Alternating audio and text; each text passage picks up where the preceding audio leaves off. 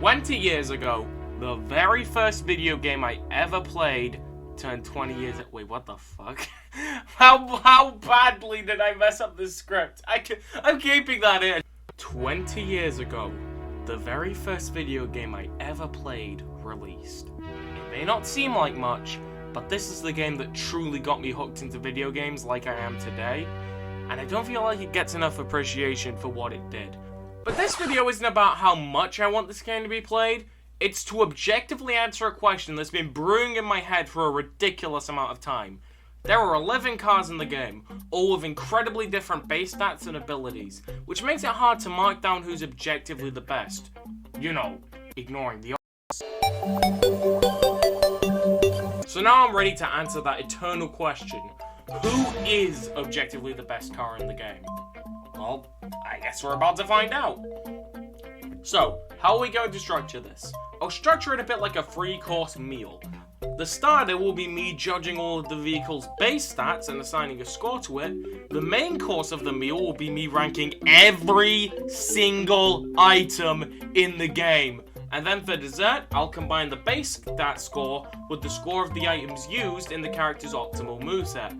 Then, we'll have our final answer.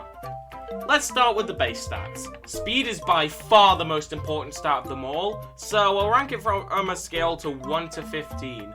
Acceleration isn't too important due to the existence of a boost, so that will be ranked on the scale of 1 to 8. And the turning stat will also be ranked on 1 to 8. Number 11, the Bouldermobile. Everyone saw this coming. The turning stat is so abysmally bad that I couldn't bring it any higher than -1. It's that bad. Number 10, the Crimson Hay Baler. This one was also pretty predictable. The Hay Baler exchanges speed for permanent flight to assist its abilities, so it's pretty easy to understand why it only comes in number 10. Number 9, the Anthill Mob. The Anthill Mob is stupidly powerful when it comes down to items, so to compensate, it makes the speed stat the worst of all the grounder vehicles in the game, which I think is justified. Number 8, the Buzzwagon. The Buzzwagon is a mix of all the other vehicles blended into one, but this comes at the cost of it not really doing anything exceptionally well, with the exclusion of one item which I'll explain later. Number 7, the Compact Pussycat. This is probably what the devs intended for the Chuggabug. High turning, good acceleration, low speed. It's not as bad as the Anthill Mob due to the light turning, but it's still not the best. Number 6, the Converter Car. This one surprised me. The Converter Car has a really high speed stat, an alright acceleration stat, and a pretty bad turning stat, so I honestly expected him to place a lot higher, but it is what it is. Number 5, the Army Surplus Special. The Surplus is the character which most closely resembles what the game advertises to you when you pick it. High speed, low acceleration, and low turning. Not bad acceleration or turning, but just barely enough for it to be noticeable. Number 4, the Arkansas Chuggabug. The devs really fucked up with this character. It's meant to have low speed, mid acceleration, and high turning, but instead it has high turning, good acceleration, and high speed. How did they screw it up that badly? Number 3, the Creepy Coupe. This is essentially the base stats of the Surplus, but throwing out what's advertised and giving it even more. It has above average acceleration, above average turning, and really high speed. How do you explain them overlooking this? Number 2, the Turbo Terrific. This car is meant to have crazy base stats, so it's understandable that he would put all at the front end of the non-boss cars. High everything is the name of the game with the Turbo Terrific, at least in terms of base stats. And number 1, the Meme Machine. The Meme Machine is broken. Honestly, if you don't expect the Meme Machine to be in first place anywhere in this video, then you aren't playing Starring Dastardly and Muttley. You're playing Mad Motors. And honestly, I pity you. Okay then, now that we've completed the starter, it's time to get to the true meat and potatoes of this video. The full 66 item long list of every single ability in the game, worst to best. This is gonna take a while to edit. Before we start, here's the ranking style that I've decided. The first ranking scale we're going to use is really simple. How many tokens? 4 points for 1 token, 3 points for 2, 2 points for 3, 1 point for 4. Very simple. The second ranking is dubbed value and represents what you get compared to the amount of tokens that you use. So for example, most flight abilities are pretty useless and will only garner about a 2 out of 10, but boosts and shields will garner 7s and 8s respectively. The third ranking, which is arguably the most important, is effect. How strong is the item and what does it do? What's the length of the shield? What's the power of an attack? Etc. Side note, I also originally had a fourth metric called lethality, which is the effect of the item combined with what character it's on. But that steered too much bias towards the better characters, so I cut it. And the final metric is speed, which is how many frames are at the beginning and how many frames are at the end. And this one's ranked on 1 to 5 because it's not as important as like effect and value, but it's there, and you better remember it's there. And with that, we can finally get into the actual ranking. And fasten your seatbelt because you're in for a long ride. So then, what is the absolute worst item in the entire game? What item should you never use, even as a joke? Well, ladies and gentlemen, after running it through the metrics, the worst item in the entire game is the rubber jump stomp. This item is abysmal! Its intended use is to make a large hitbox that stuns everyone around the Turbo Terrific. So what makes it so bad? This one image should say everything. Look at how small this hitbox is! And that's not all. If it actually hits, what does it do? It practically just pushes people back with no stuns, no birds, no type of aftermath stun whatsoever. So right after you drop onto the ground, just expect to be completely fucked because of the lack of any actual stun. Nothing personal, kid.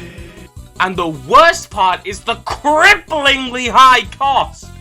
3 tokens doesn't sound so bad, but it weighs so many tokens for something that the regular attack can do so much better. 65 is only barely better than the rubber jump stomp, and for the longest time, it was below it. The pterodactyl flight is one of the laggiest items in the entire game. 1.5 seconds of startup and 3 seconds of cooldown, meaning that you can't do anything after the 2-second long flight. Therefore meaning that you are spending even more time waiting to be able to do something instead of actually flying. It's painful. Number 64, Zeppelin power.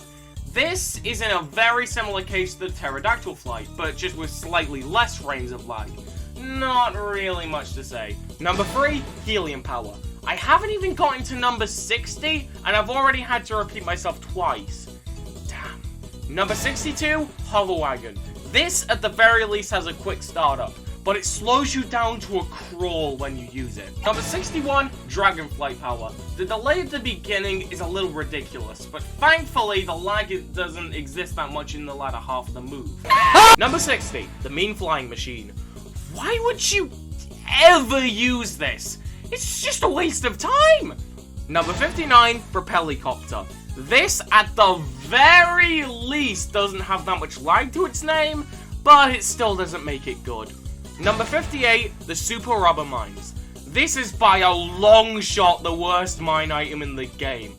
It flies 10 miles away from Peter, it has an entire 3 seconds of lag, maybe 2. It isn't well camouflaged at all, and it's just all around complete shit. I feel like a complete dunce when I hit this in battle mode. Number 57, Slip and Slide Oil. At the very least, it spawns really close to the Chugabug, but the ability's pitifully low strength when it actually hits makes it incredibly questionable to use. Number 56, the Converter Bike. Usually flight abilities are best if they end really quick so you can get back to fighting without sinking too much time into unnecessarily flying. But this completely counters both of those mentalities. At the very least, you can use the first bit of the hitbox as a reflector, but this is something you can do with every other one of Pat Pending's abilities, so it's just a waste of time. I made mistake in post. This item didn't place here. My counting's bad. Fuck. Number 54, the Jetpack. This is the exact same as the Converter Bike, with the only benefit being that it costs a token less. They even last the exact same time. So that makes the converter bike even more obsolete. 53, the extender saws. This is exactly what the rubber jump stomp was trying to be, and it still sucks. The lingering hitbox is cool, but you're vulnerable to everything when you use it. And actually having to get close to racers is an issue when you're using such a small vehicle.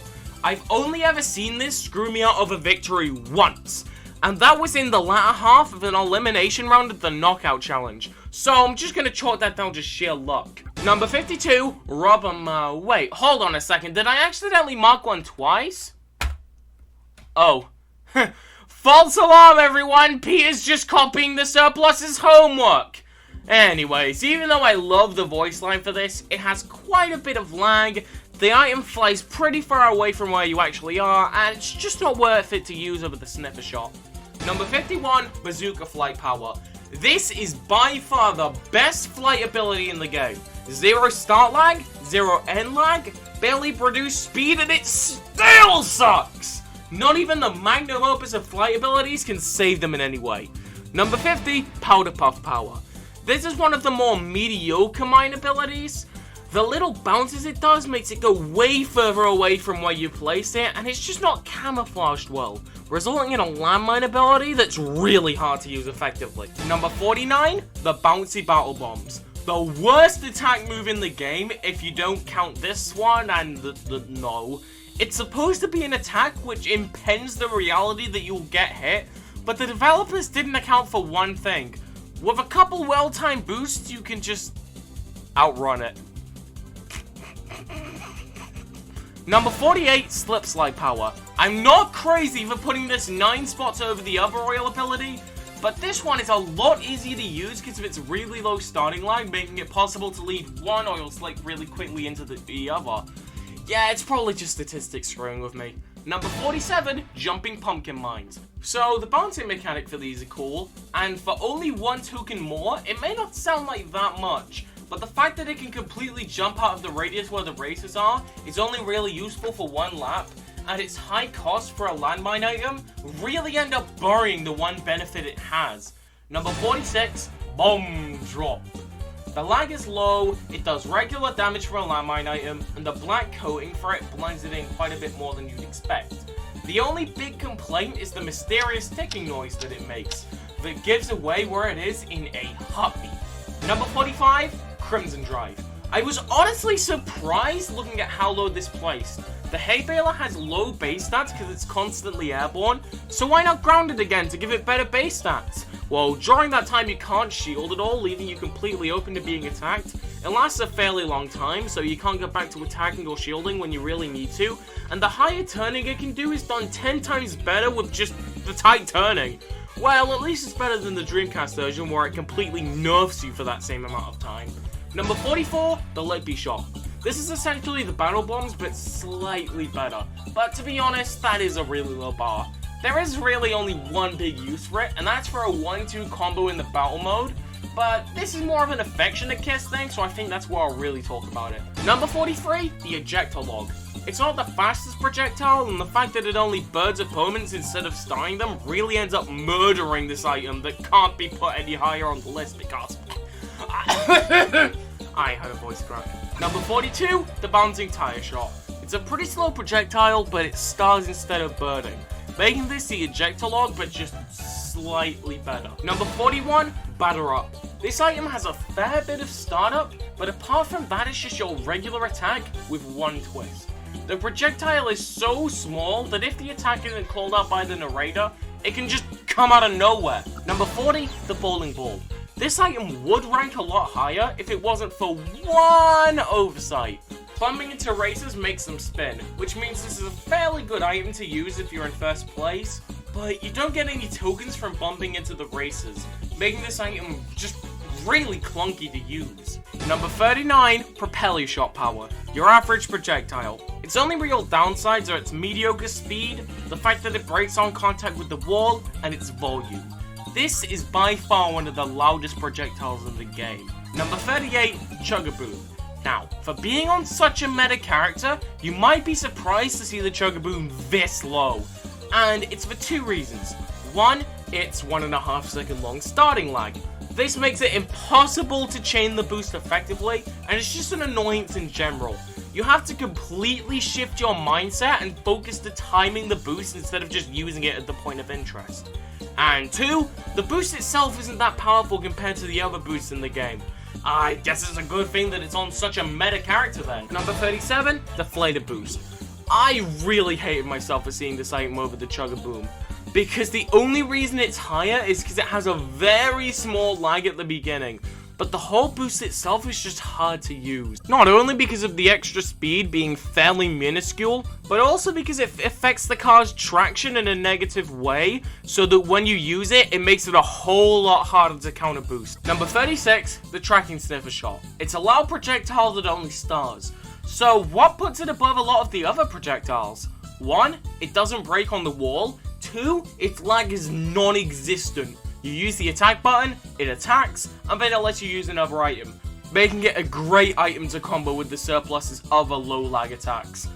3, you can aim it. This may not sound like a big deal, but this also lets you attack when overtaking another racer.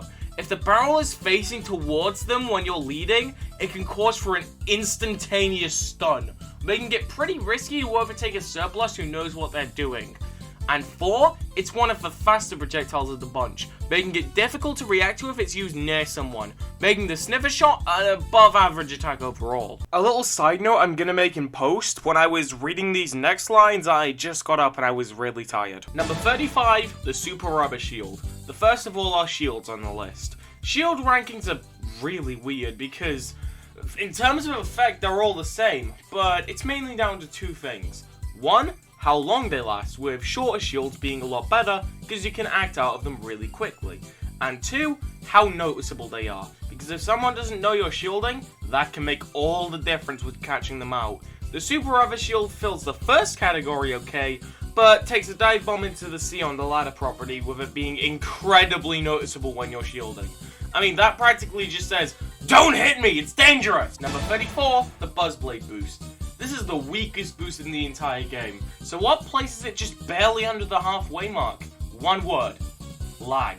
There is absolutely zero lag that can be found with this item, making it possible to chain a full token clip to send you flying ahead. Number 33, the Gravel Power. Despite its low effect when it actually hits, the thing that makes this landmine pretty good is the fact that it's basically invisible. You know, there's a Mario Kart 8 mod out there which replaces the bananas with really hard to see Legos. And the mod is so similar to the gravel in this game, I'm surprised there hasn't been a class action lawsuit. Number 32, the Dragon Breath Power. Even though it's on the most meta non-boss character in the entire game, the lag at the beginning pushes it down a fair bit. Not to say that it's weak though, as it's still a fairly strong boost. Number 31, the Converter Dodgem. What the fuck? Where's the footage? Why is nothing playing? Well, you originally had some footage where you sent the Ballmobile 10 times further than the item was ever intended to, and that would have made a really funny clip, so you relied on that when you were reading the script. So, what's the problem here? The footage got corrupted! Number 30, the Bazooka Boost Power. I always thought this boost was weak, but I was pretty surprised when I saw the boost was surprisingly not terrible. The power it has to its name is pretty good, there isn't that much lag on the item, and it puts the vehicle's physics in a position where it's more built to deal with the boosts. I sound like that one guy with the big chart, you know, that man, that guy. We are now entering the set of items that break 20 on the board. These items are a staple in the moveset of all the characters coming up. So these going forward are going to be the items that you're going to want to use. Number 29, the Homing Pterodon. This is what the Lippy Shot wishes it was. It takes a really long time to despawn and it actually has speed. The only time I was able to outrun it was when I was constantly boosting with the Mean Machine, which is supposed to be a broken car. So that's a good sign, isn't it? My only real complaint is its second long startup time, but in the long run this doesn't bring down the item too much. Number 28, the Parashield Power. This shield lasts a fairly long time, which on one of the slower base starter vehicles isn't a good sign in the slightest. Not only that, but the distinct design makes it obvious when you're shielding to make a big "Hey guys, don't hit me" flag. But I guess the position of this, despite those flaws, should really prove how integral shields are to your moveset. Number 27, the shield shack. The brief period where the house is being built would certainly throw people off if there wasn't a distinct house building noise. Other than that, it's just an okay shield. Number 26, the mean-mobile. This has the same problem as the shield shack.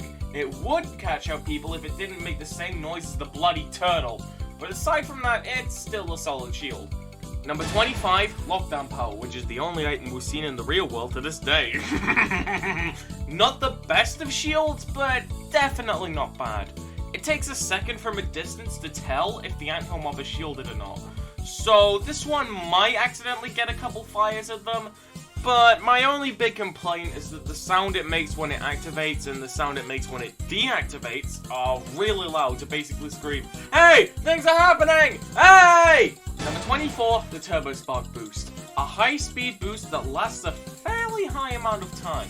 If you ignore the character it's on, then this is a great boost. Number 23. Oh boy, here we go. The Extender Magnet. Now, some people who play a lot of Dastardly are probably screaming through their monitors that the magnet is only 23rd, despite it being an attack which literally has no risk to being used. But here are my reasons.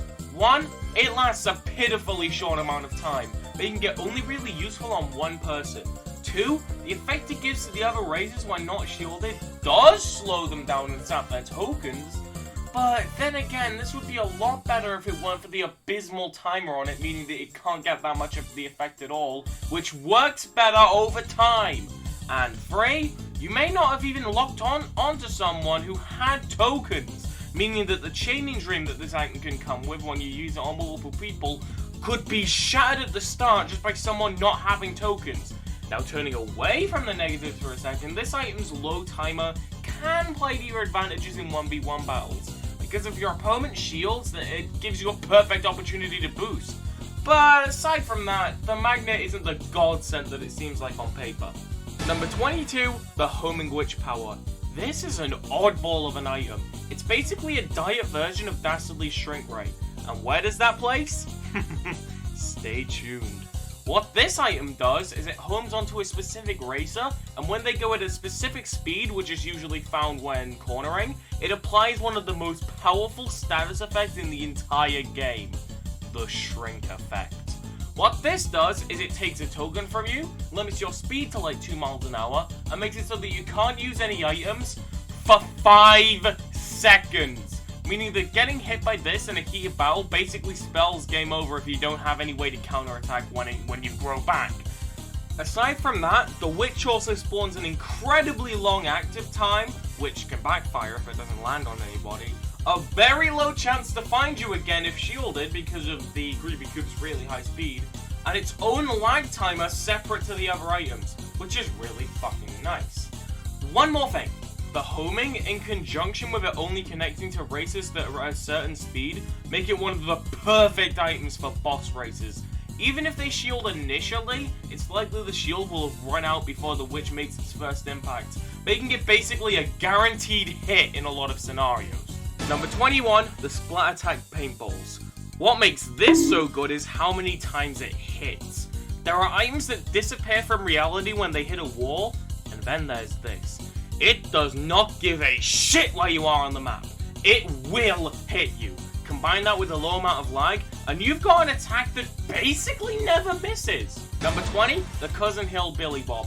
I was surprised to see this only get number 20, but I have a few reasons. 1, it has a crazy long amount of starting lag. They can get hard to use on shield-heavy opponents. Secondly, the projectiles only give out birds, meaning that anyone that knows you can still attack when being affected by the birds can come back near instantly after being hit. And 3, locking onto 3 people is a rarity. Most of the time I only get 2 people in the radius of an attack. But it doesn't stir away from the fact that this is a great attack. Number 19, the Hairdryer Boost. You may be questioning what puts this so high, and to answer that, we're gonna have to go on a history lesson. Back in the Dreamcast game, the Hairdryer Boost was unbelievably broken. Even though it didn't have a high speed, it had an absurd amount of time up. It lasted, to put this into perspective, from now to now. So obviously they had to nerf it for the PS2 game. So what they did instead is they made it a burst speed boost, where instead of being a small boost across 4 fucking seconds, it was one huge boost across 1. This also made it one of the most powerful boosts in the PS2 game for different reasons. The only real issue is the starting lag, but the boost is so strong that even if you mistime it, it's barely even a downside. Number 18, the Stumpy Mines. How the hell did a landmine that isn't the glue pool place this high? Well, there's a good reason. Using the Stumpy Mines emits not 1, but 2 landmines. And where this may not sound like a big difference on paper, this makes a gigantic difference when it comes to crowd control. Because if you get ahead, you can continuously spam this, and the front 2 races are completely stuffed if they try to get ahead and don't have enough tokens for a shield. Look at this clip and you'll see what I mean.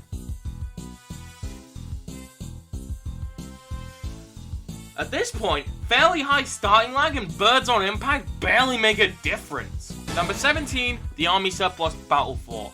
What makes this shield so good? Well, it's essentially the lockdown power from the bulletproof bomb, but even harder to see. Because even though it places a big block of green cheese onto your vehicle, it's almost impossible to see from the back unless you look at the moved in bazookas at the back. But even then, the difference is so small that it's an impossibility to even notice unless you study how much difference it has. It's good stuff. Number 16, the Boulder Drop Power. The Bouldermobile is easily the worst car in the game, so how is this one ability all the way at 16? 3 words. This fucking transition. When the bros are signaling for the boulder to fall, there is literally no indication that they're shielded, apart from the swinging to signal it, which is easy to mistake for them using the batter up.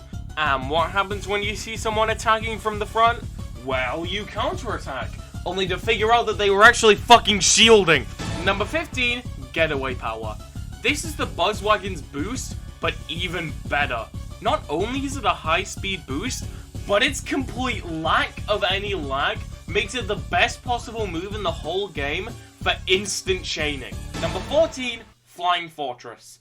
The sound that this shield makes when it goes up is fairly quiet, and once the smoke on the wings have faded, it's basically the boulder drop, but it's near impossible to make out that it's there. That's huge for a shield. Number 13, the Ghost Sheet Shield. A lot of the other shields are more difficult to memorize the length for, but not this one. Using this, you're able to trade in the fact that you're hiding your shield for a distinct, impossible to mistake sound, which is incredibly easy to time for other actions. Once you figure out that the shield will always end on the tail end of the 4th ghost noise, then you can instantly chain it with another ability when done, and then back to a shield, making for instant swap action. This is pretty hard to do for other shields because of a lack of indication just before it ends. Number 12, the Mean Boosting Machine. This is just the Getaway Power, but better. Number 11, the Bubblegum Shield. I honestly have no idea how this got 22 points, but I can't shift the list now as that would take forever, so well done Bubblegum Shield, you achieved 2 points too many. Well done, statistics. Whew, it's been a long ride, but we're finally at the top 10. The magnum opuses of all the abilities. What comes out on top? Well, we can only start at the... Number 10. Boosts are an integral part of everyone's moveset, so it's obvious that a boost would make it into the top 10, but the fact that there's only one truly proves how strong these last 10 are. So, what boost managed to crawl its way into the top 10? Welcome, one and all, the Corpse Boost. You may be a little confused to find this here. Hell, it's one of the characters with the lowest speed stat in the whole game. But hold your horses, or bloodhounds, whichever you prefer, because I've got a good point for this ability's high placement. I've always seen the Flying Redmond as a comeback character. He stays near the back of the crowd until a specific moment in the race where he has 9 tokens and is going over something that the hay baler can excel in, these being water shortcuts, fences, slaloms, jumps, etc. And when the time comes, this is where the hay baler truly shines. Not only is it one of the strongest boosts in the game, but it lacks end lag of any sort. And the fact that you're flying while you use it lets you scoop over all the other races. And while you're ahead, if you can pick up more tokens and keep on boosting, you essentially get in a spot corners ahead where no one can reach you. Meaning that this incredibly strong boost reaches moveset defining brilliance that none of the other boosts can bring their character to. Where did the rest of the race go? Number 9. Attacks have two usual themes with them. 1, they usually cost 2 tokens, and 2, they usually just stun the racer that it hits, which can help, but can't help you instantly turn the tables. So, are there any attacks that break this rule? Oh boy. Never before has a kiss felt so satisfying! First off, it's an attack for only 1 token. That's a bargain and a half no matter what way you look at it. And to add on to that, this brings an effect that on occasion is even stronger than a regular stun.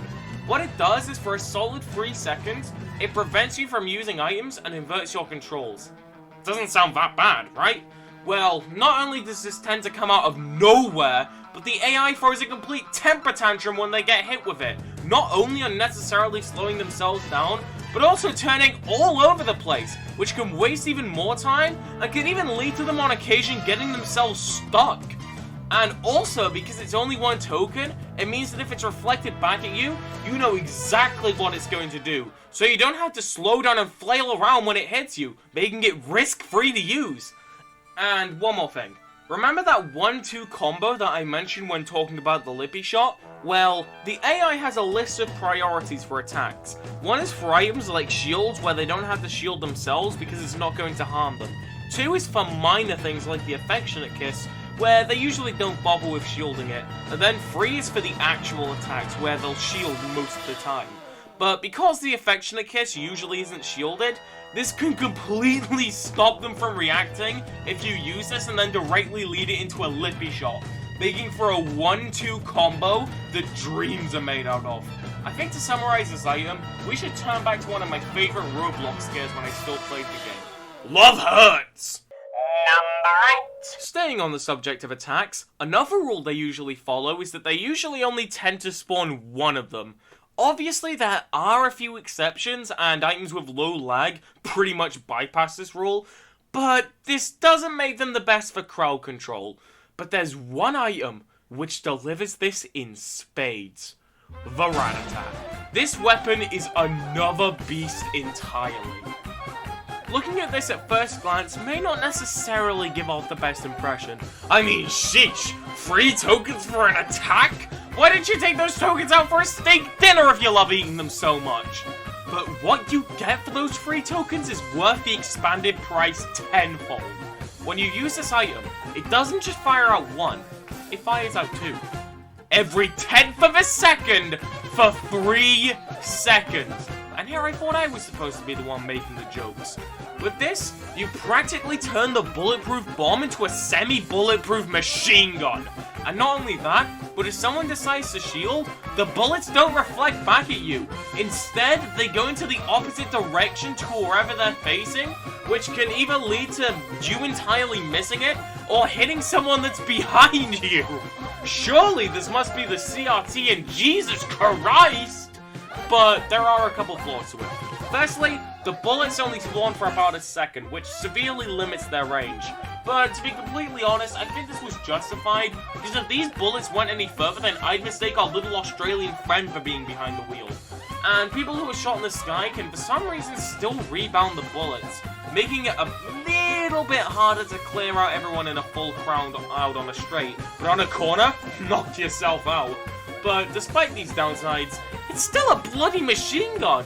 But it does have one more, even more critical flaw that's difficult to look through. It's 8th on the list, and it's still not in the optimal loadout. Why is this? Well, ask number 7. Number 7! The Blue Shell. It's an item which many people fear because of how it balances out races by smiting the player in first. But have you ever imagined how powerful it would be if you could just lob it at anyone you please? Yeah, that would be fucking broken, but I didn't even finish my sentence! The concrete coat gun may just be one of the most unbalanced items I've ever seen in a kart racer. What makes it so powerful? Well, let's look back at our old friend Strength. Usually, items just do a stun while applying either birds or stars. So what does this item do for the cost of only one extra token? Well, how about stopping them from even moving for 4 seconds? God, even saying that makes me sound like I'm holding an illegal weapon. It's maddeningly powerful to be able to look down one racer in specific and then fucking delete them from this plane of reality! So, for something that has so much strength, what's its downside? Well, their start and end lag? Yeah, that's it. That's the only issue that it has. It just takes a little bit to start up. Imagine an item that gives you an advantage for barely even doing that much to warrant it. And you have this disgustingly strong insta-kill ability. God damn! Number 6. Remember how we literally just talked about stopping a racer dead in their tracks? Well, boy oh boy are you in for a treat with number 6. There are some items that are just unfun to play against because that's how they were designed. Sometimes this can be providing a buff for sacrificing basically nothing, like we just mentioned. Sometimes this can be an item made to counter a very specific character. And sometimes the fact that a landmine gets into the number 6 spot should really say it all. But in case it doesn't, let me explain what this thing does.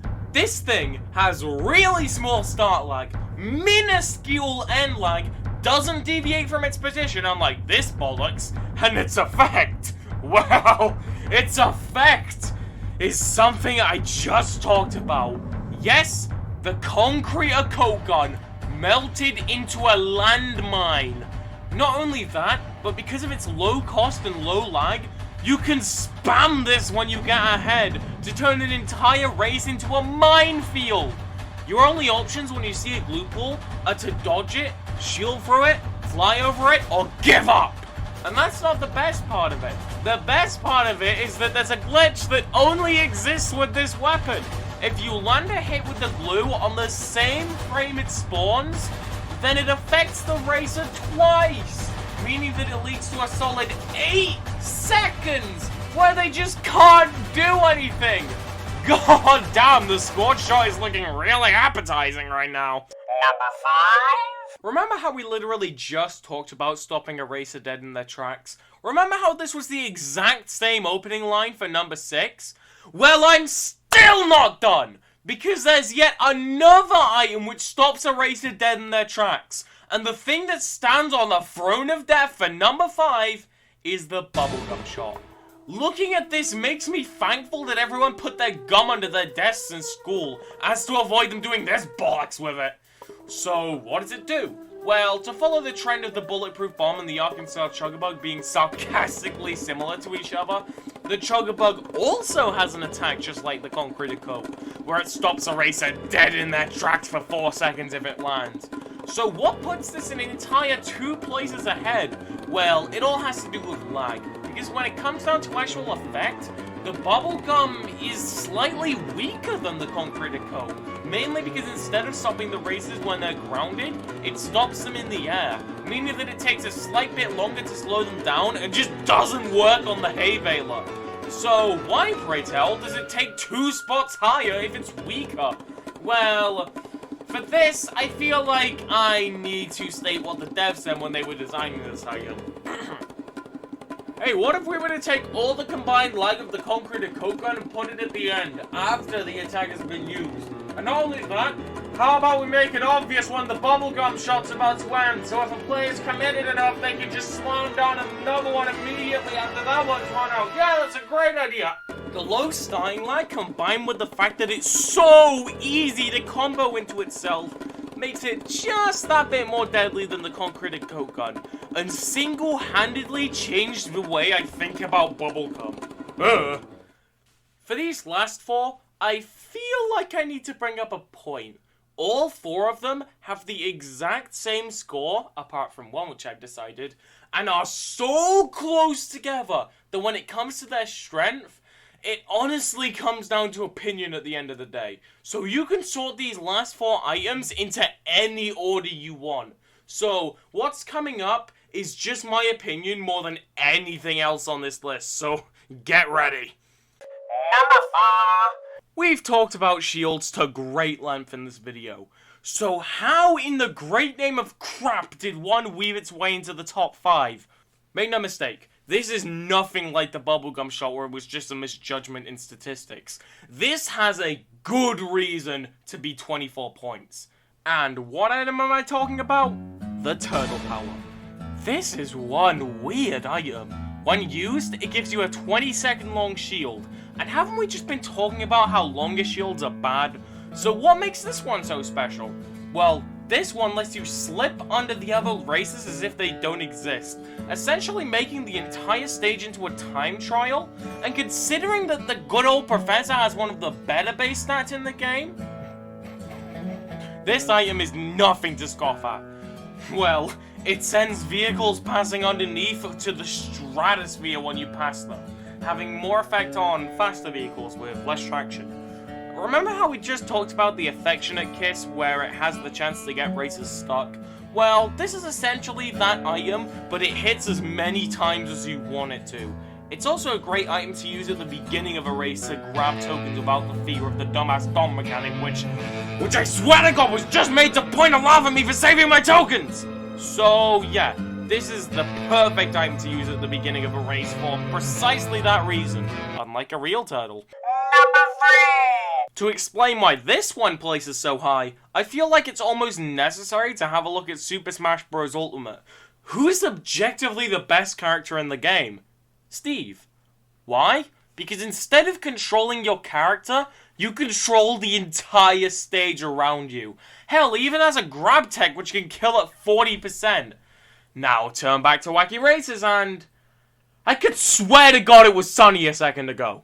I don't know what the developers were drinking when they designed this item, but it must have been some real good shit.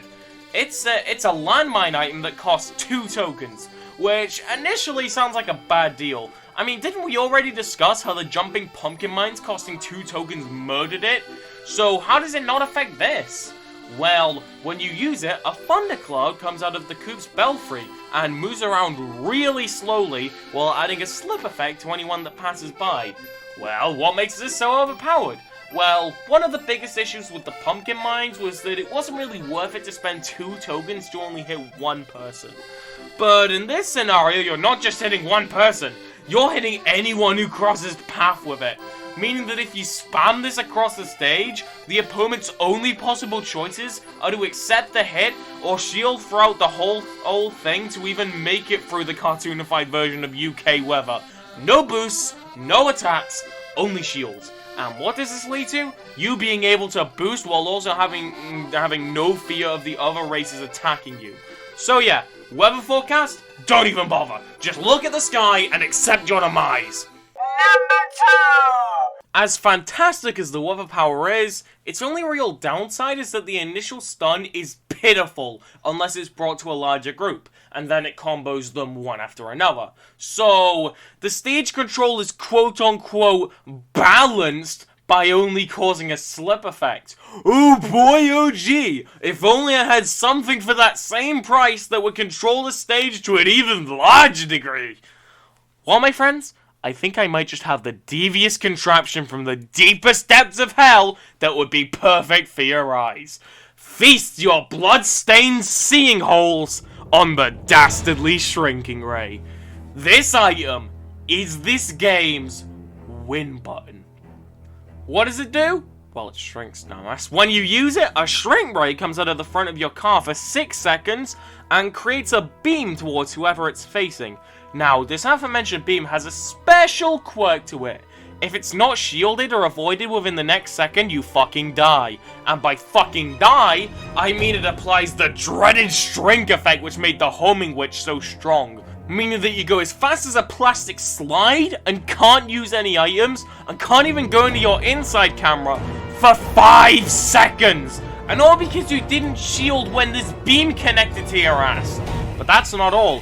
Because this beam isn't superimposed onto someone, right when you shrink someone, you can instantly connect it onto someone else and shrink them.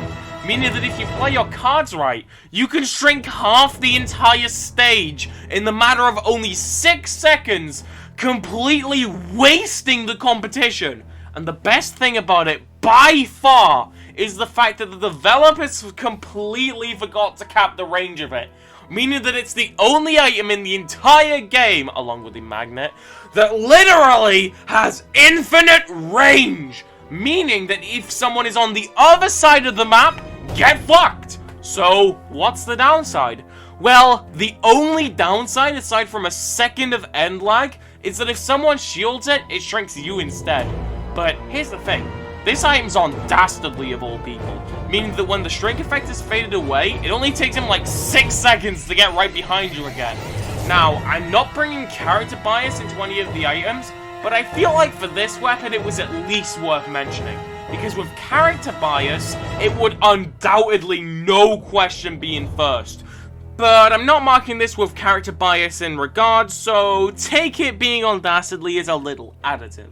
Anyway, I like to think of it as an extreme dice roll. If you use it, you risk giving yourself one of the most harmful effects in the entire game, which can change the whole terms of a race. But the rewards it garners you for using it successfully give you by far the most effect in the entire game. Ah yes, a field of lambs. Little do they know that I don't even have to cross the fence to kill them.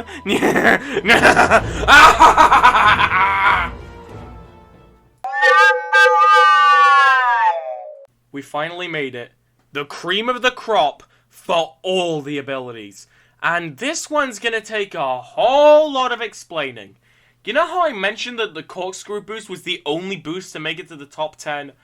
Well, I wasn't technically wrong about that statement, but if you're going to question me to the ends of the earth, then you're probably a human. Why? Because the best item in the entire game is the rocket jet. Hold on! You say this isn't technically a boost? You're out of your goddamn mind! Well, that's because you aren't looking close enough. I'll give you some time to realize what's so broken about this ability. I'll show a good clip of its use. Nothing ringing any bells? Alright, well let me show you it again. Still nothing? Well, I feel like to answer this question, I should probably take some advice from Fulful's minion, taking some advice from Star Optimal. Keep your eyes on blue. Yep, this boost is technically a shield. Because to prevent any glitches when swapping form, the developers made it so Pat Pending couldn't be hit in this little transitional period from his normal state to his ability and then back. But what they didn't realize is that they gave a boost a shield. This is ridiculous no matter what way you look at it. And we haven't even mentioned the boost itself. It's by far the fastest boost in the entire game, and it's not even close. It lasts longer than any of the other boosts, it has the highest speed increase, and its acceleration is practically non-existent. Because, what acceleration? I'm already at top speed! And can't we just turn our attention back to these little transitional periods again? Because remember what I said about the best shields? The best shields are the shorter ones, because they let you stop shielding and do something even more powerful directly afterwards. And both of these shields last only half a second, which is insane. And the best fucking thing about it is that the transitional period gives you full shrink immunity. I know that this is a property of the other shield, but this also has a boost on it. How do people think this is overpowered? Just go, oh, play with it, just go! Are the snacks gone? Yes? Well, don't leave just yet, because there's still one more thing we completely forgot about in the excitement of the rocket jet. We completely forgot to rank them in order to objectively decide who's the best character in the entire game. And how could I forget? It's the title of the video! And the data I've got here, this will be on a definitive tier list from this point on. So, here's how I'm gonna rank it. I'll add the base stats of the characters, along with the scores of the items used in their most powerful moveset, meaning that only the items that get the most use will be ranked. Because who is going to use the flight abilities if they know what they're doing? And after all the data came in, here's the final ranking. Not including Dastardly, of course. Number 10 with a pathetic 72 points to their name. The Bouldermobile. We all saw this coming, okay? Good items, but trash base stats to the point where I couldn't give the traction stat anything but -1, like I mentioned before. Hell, even if I gave it just 1, it would still be in last place. Number 9 with a slightly less laughable 76 points.